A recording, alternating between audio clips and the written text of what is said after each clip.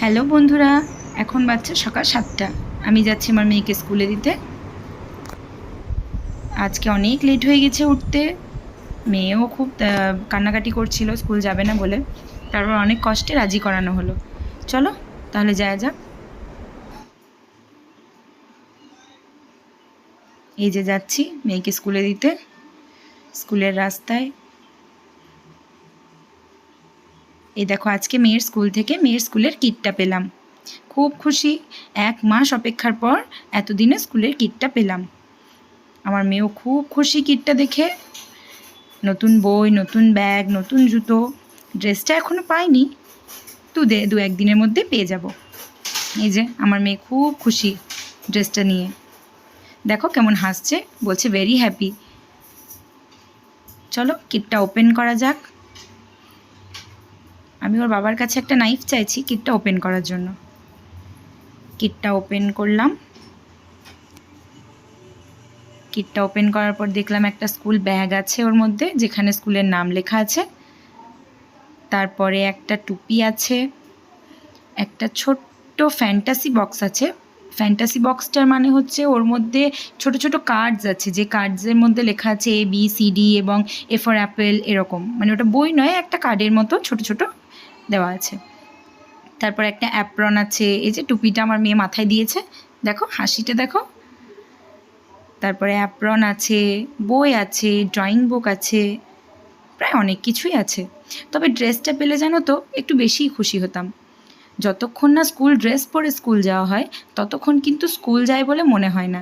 এই রোজ রোজ অন্যান্য বাড়ির জামা কাপড় পরে যায়, মনে হয় যেন পার্কে ঘুরতে যাচ্ছে বা অন্য কোথাও যাচ্ছে, মনে হয় না যে স্কুল যাচ্ছে।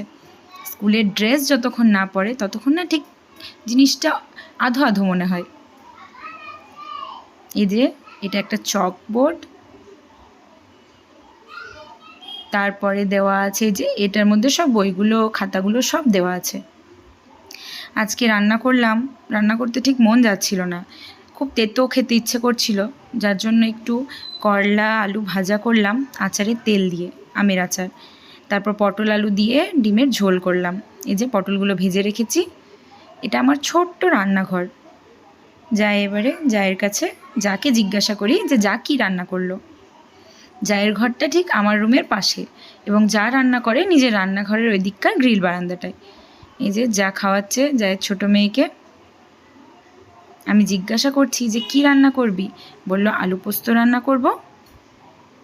আর কি একটা বলল, ঠিক মনে পড়ছে না, তবে ও দুটো রান্নার মধ্যেই সেরে দেবে। আজকে রান্না করতে ঠিক কারোরই ইচ্ছে করছে না। ছোট মেয়েটাকে খাওয়াচ্ছে, দেখুন মুখটাতে এক গাল ভরে রেখেছে, কিন্তু খাচ্ছে না। এই যে এটা হচ্ছে আমার জায়ের বড় মেয়ে, সারা দিন ফোন দেখে জানেন। মানে ফোন পেয়ে যাওয়া মানে বিশাল কিছু পেয়ে যাওয়া। ওরা দেখবে না যে ওদের আশেপাশে কেউ আছে, ফোনের দিকেই তাকিয়ে থাকবে এক দৃষ্টিতে। এই যে দেখুন কোনো রেসপন্স আছে। এই যে এও সে এক জেদ, মুখে ভরে রাখবে, মানে আর খাবে না, আর ওর মা জেদ করে খাওয়াচ্ছে ওকে। চলো যাই, রান্নাটা হয়তো পুড়ে যাবে, রান্নার দিকে ফিরে যাওয়া যাক। ওই যে সোজাসুজি ওটা হচ্ছে আমার শ্বশুরের রুম। ওখানে আমার আমার মেয়ে দেখছে টিভি, মোটু পাতলু দুধ খাচ্ছে, টিভি দেখছে।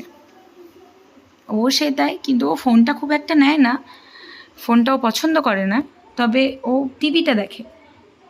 ও টিভিতে মোটু পাতলু দেখছে আর দুধ খাচ্ছে। বালিশের ওই বিছানার ওই কোণটায় শুয়েছিল, আস্তে আস্তে আস্তে আস্তে একদম খাটের শেষ দিকে এসছে। দেখো মোটু পাতলু দেখছে এখন আর খাচ্ছে।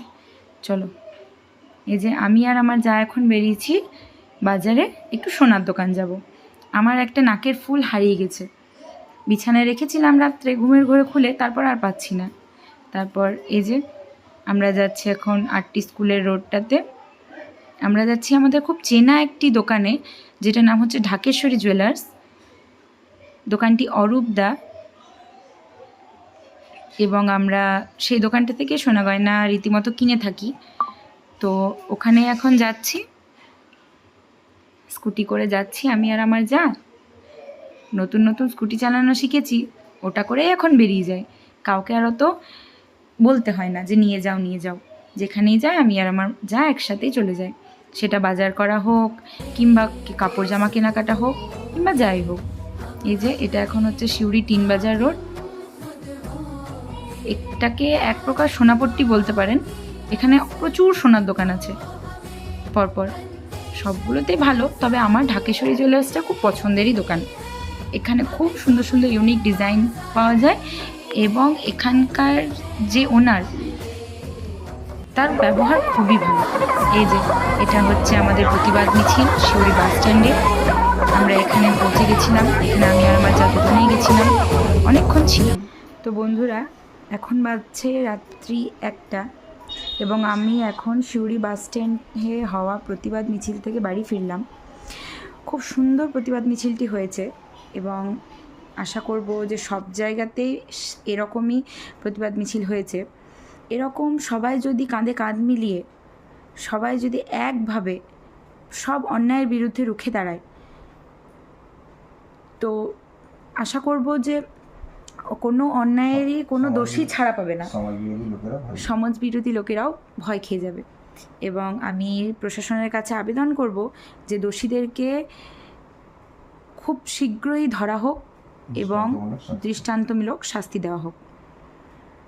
সব নারীদেরকে অনেক অনেক ধন্যবাদ, যারা যেখান থেকে এসেছে এবং এখানে এক জায়গায় জড়ো হয়ে কাঁধে কাঁধ মিলিয়ে প্রতিবাদটি জানাচ্ছে, সেই সব নারীদেরকে স্যালিউট।